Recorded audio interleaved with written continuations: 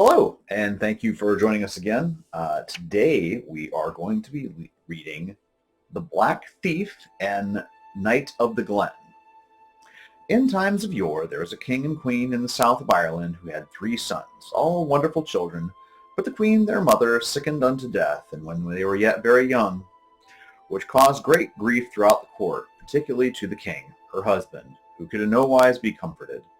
Seeing that her death was drawing near, she called the king to her and spoke as follows.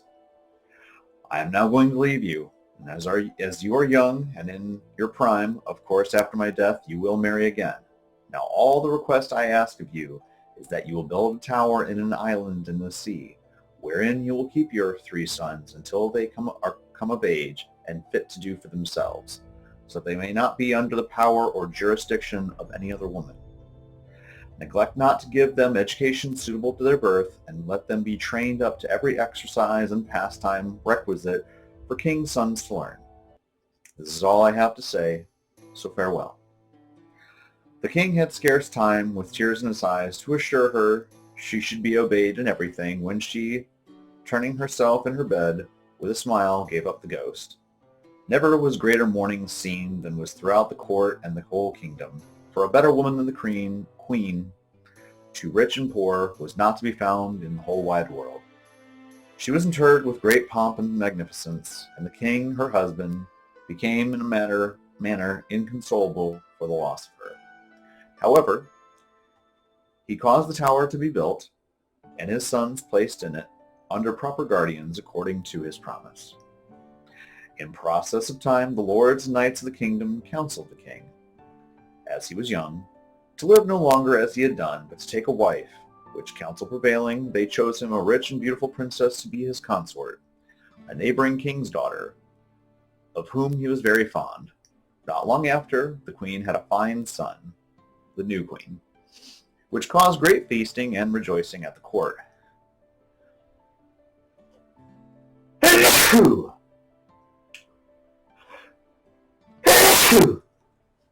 Oh, excuse me. Insomuch that the late queen, in a manner, was entirely forgotten. That fared well, and king and queen lived happy together for several years.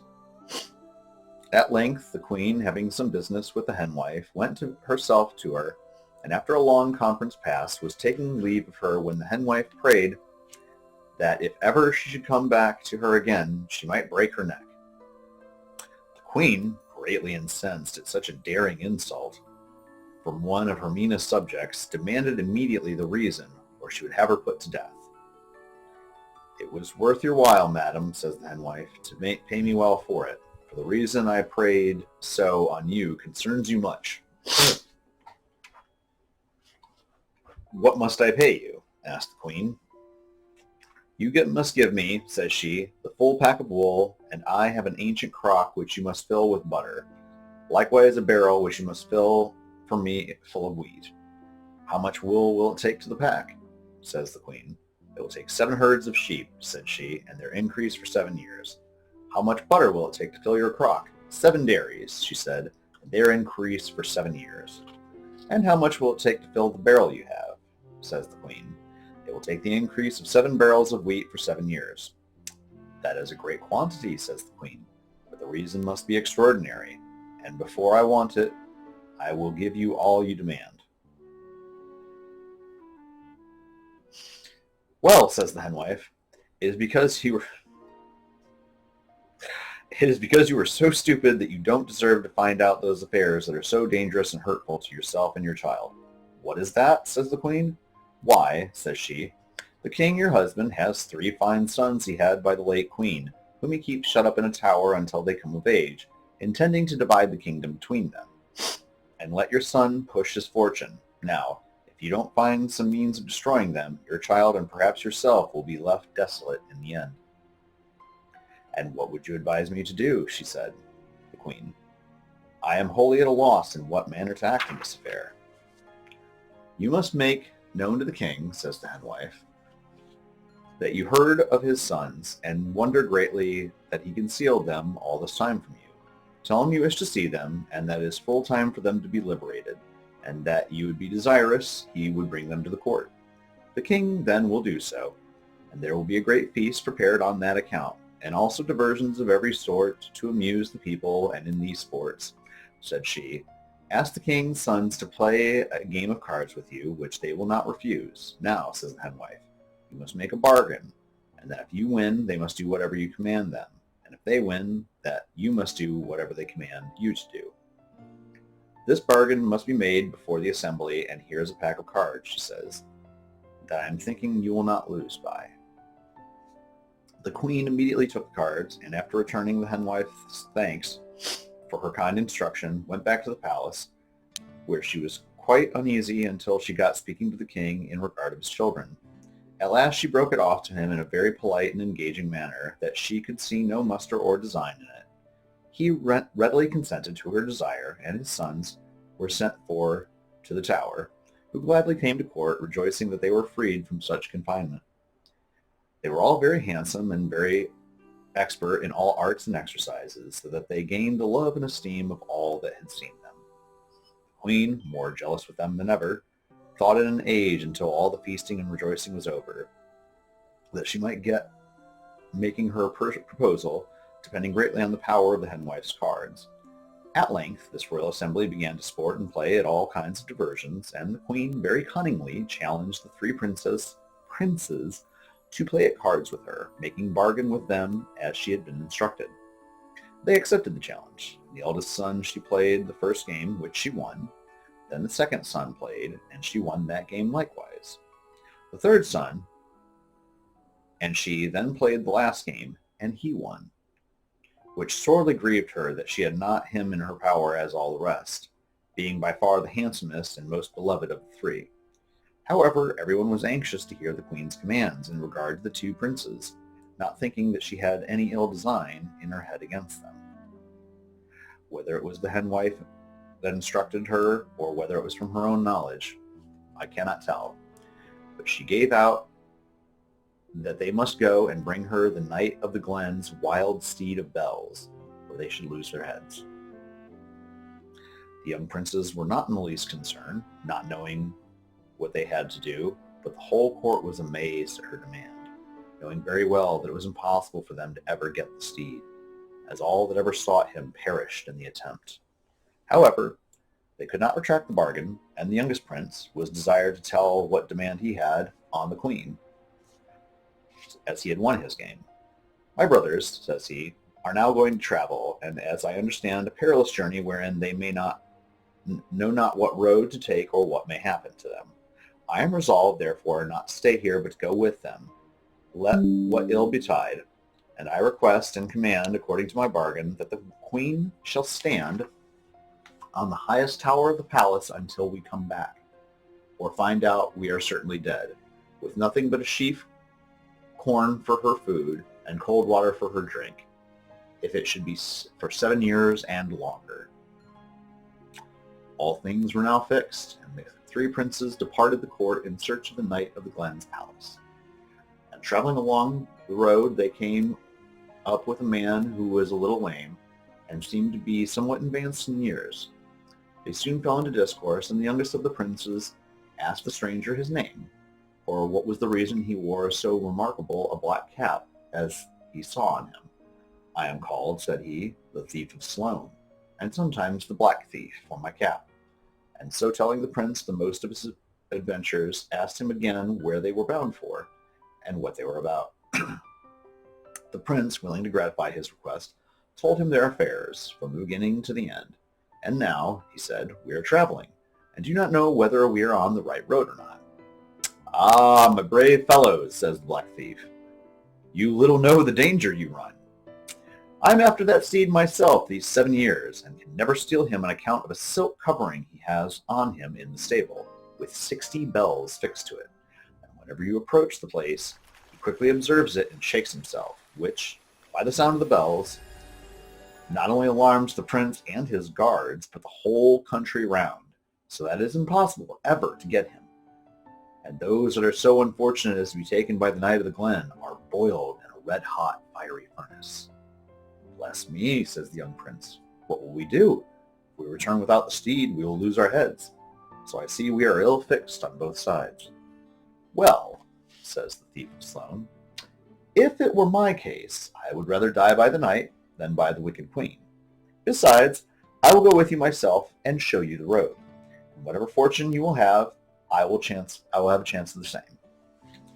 They returned him sincere thanks for his kindness, and he, being well acquainted with the road, in a short time brought them within view of the knight's castle. Now, says he, we must stay here till night comes, for I know all the ways of this place. And if there be any chance of it, it is when they are all at rest. For the steed is all the watch the knight keeps there. Accordingly, in the dead hour of the night, the king's 3 sons and the Thief of Sloan attempted the Steed of Bells in order to carry him away. But before they could reach the stables, the steed neighed most terribly and shook himself so. The bells rung with such noise that the knight and all his men were up in a moment. The Black Thief and the king's sons thought to make their escape, but they were suddenly surrounded by the knight's guards and taken prisoner, where they were brought into that dismal part of the palace where the knight kept a furnace always boiling, in which he threw all offenders that ever came in his way, which in a few moments would entirely consume him. Audacious villains, says the Knight of the Glen, how dare you attempt so bold an action as to steal my steed? See now the reward of your folly.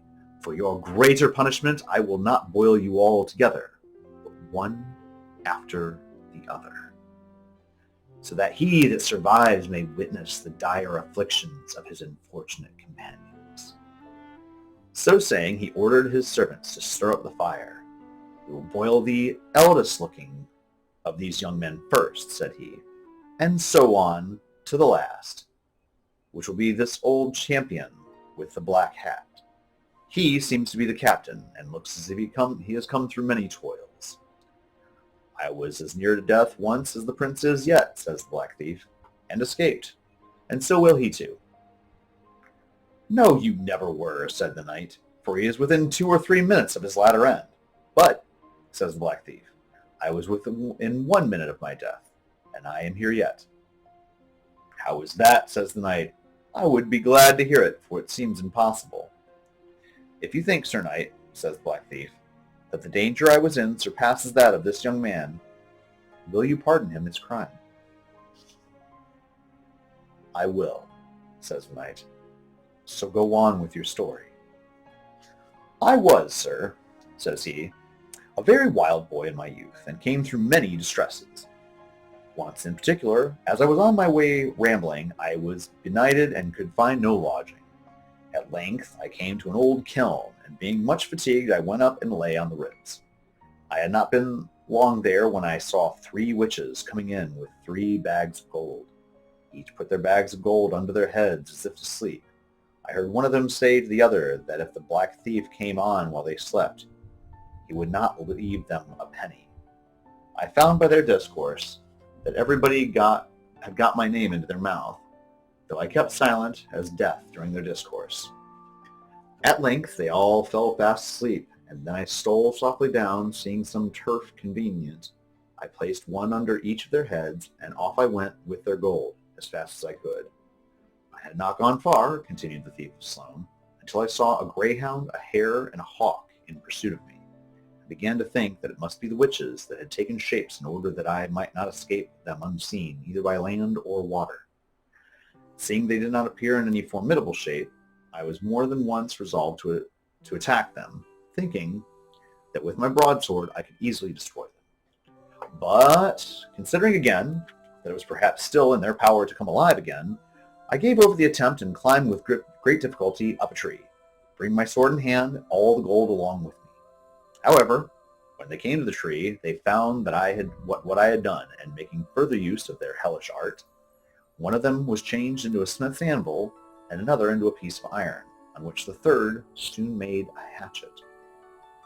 Having the hatchet made, she fell to cutting down the tree, and in the course of an hour it began to shake with me. At length it began to bend, and I found that 1 or 2 blows at the most would put it down.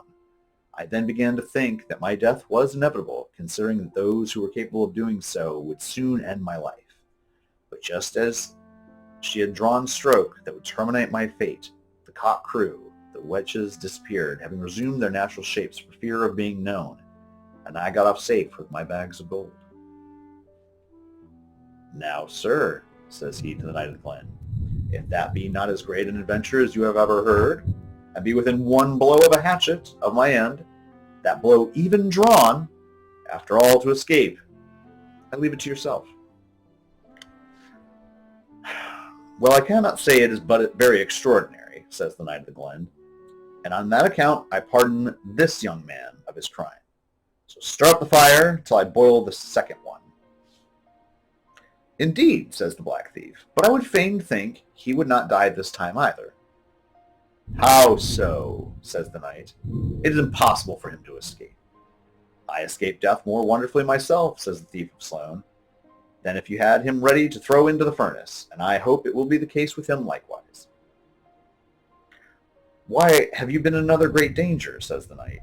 I would be glad to hear that story too. If it be as wonderful as the last, I will pardon this young man as I did the other. My way of living, sir, says the Black Thief, was not good, as I told you before, and being at a certain time fairly run out of cash and meeting with no enterprise worthy of notice, I was reduced to great straits. At length, a rich bishop died in the neighborhood I was in then, and I heard he was interred with a great deal of jewels and rich robes upon him, all which I intended in a short time to be master of. Accordingly, that very night I set about it, and coming to the place, I understood he was placed at the further end of a long dark vault, which I slowly entered. I had not gone in far until I heard a foot coming towards me with a quick pace, and although naturally bold and daring, yet, thinking of the deceased bishop and the crime I was engaged in, I lost courage and ran towards the entrance of the vault. I had retreated but a few paces when I observed between me and the light the figure of a tall, dark man standing in the entrance. Being in great fear and not knowing how to pass, I fired a pistol at him, and he immediately fell across the entrance. Perceiving he still retained the figure of a mortal man, I began to imagine that it could not be the bishop's ghost. Recovering myself, therefore, from the fear I was in, I ventured to the upper end of the vault, where I found a large bundle, and upon further examination, I found that the corpse was already rifled. That which I had taken to be a ghost was no more than one of his own clergy. I was then very sorry that I had the misfortune to kill him, but then it could not be helped. I took up the bundle that contained everything belonging to the corpse that was valuable, intending to take my departure from this melancholy abode. But just as I came to the mouth of the entrance, I saw the guards of the place coming towards me, and distinctly heard them saying that they would look in the vault, for that the Black Thief would think of robbing the corpse if he was anywhere in the place. I did not then know in what manner to act, for I was seen I would surely lose my life, as everybody had a lookout at that time, and because there was no person bold enough to come in on me. I knew very well on the first sight of me that could be got, I would be shot like a dog. However, I had not time to lose. I took and raised up the man which I had killed, as if he was standing on his feet, and I, crouching behind him, bore him up as well as I could, so that the guards readily saw him as they came up to the vault. Seeing the man in black, one of them cried that was the Black Thief, and presenting his piece, fired at the man, at which I let him fall, and crept a little into the dark corner myself, that I was at the entrance of the place. When they saw the man fall, they ran into the vault, never stopping until they were at the end of it, for fear, as I thought, there might be some others along with him that was killed. And while they were busy inspecting the corpse and the vault to see what they could miss, I slipped out, and once away, and still away, but never had the Black Thief in their power. Well, my brave fellow, says the Knight of the Glen, I see you have come through many dangers, and you have freed these two princes by your story, but I am sorry myself that this young prince has to suffer it all. Now, if you tell me something as wonderful as you've already told me, I would pardon him likewise. I pity this youth and do not want to put him to death if I could help it. That happens well, says the Thief of Sloan, for I like him best myself, and I have reserved the most curious passage for the last on his account. Well then, says the knight, let us hear it. I was one day on my travels, says the Black Thief, and I came into a large forest where I wandered for a long time and could not get out of it. At length I came to a large castle, and fatigue obliged me to call call them the same, where I found a young woman and child sitting on her knee and she crying. I asked her what made her cry and where the lord of the castle was, for I wondered greatly that I saw no stir of servants or any person about the place. It is well for you, says the young woman, that the lord of the castle is not home at present, for he is a monstrous giant with but one eye in his forehead who lives on human flesh. He brought me this child, she says. I do not know where he got it and ordered me to make it into a pie, and I cannot help but crying at this command. I told her that if she knew of any place convenient that I could leave the child safely, I would do it, rather than it should be killed by such a monster. She told me of a house a distance off, where I could get a woman that would take care of it. But what will I do in regard to the pie? Cut a finger off it, said I, and I will bring you in a young wild pig out of the forest, which you may dress as if it was the child, and put the finger in a certain place, that if the giant doubts anything about it, you may know where to turn it over at the first, and when he sees it, he will be fully satisfied that the pie is made of the child. She agreed to the scheme I proposed, and cutting off the child's finger by her direction, I soon had it at the house she told me of, and brought her the little pig in place of it. She then made ready the pie, and after eating and drinking heartily myself, I was just taking my leave of the woman when we observed the giant coming through the castle gates. Bless me, she said, what will we do now? Run away and lie down among the dead bodies that he has in the room, showing me the place, and strip off your clothes that he may not know you from the rest he has occasion to go that way. I took her advice and laid myself down among the rest as if dead, to see how he would behave. The first thing I heard was him calling for his pie. When he set it down before him, he swore it smelled like swine's flesh. But knowing where to find the finger, she immediately turned it up, which fairly convinced him of the contrary. The pie only served to sharpen his appetite, and I heard him sharpening his knife and saying that he must have a collop or two, for he was not near satisfied. But what was my terror when I heard the giant groping among the bodies, and fancying myself, cut half a hip off, and took it with him to be roasted. You may be certain I was in great pain, but the fear of being killed prevented me from making any complaint. However, when he had eaten all, he had began to drink hot liquors in great abundance, so that in a short time he could not hold his head up, threw himself in a large creel he had made for this purpose, and fell fast asleep. When I heard him snoring, as I went up and caused the woman to bind my wound with a handkerchief, and taking the giant's spit, reddened it in the fire and ran it through the eye, but was not able to kill him.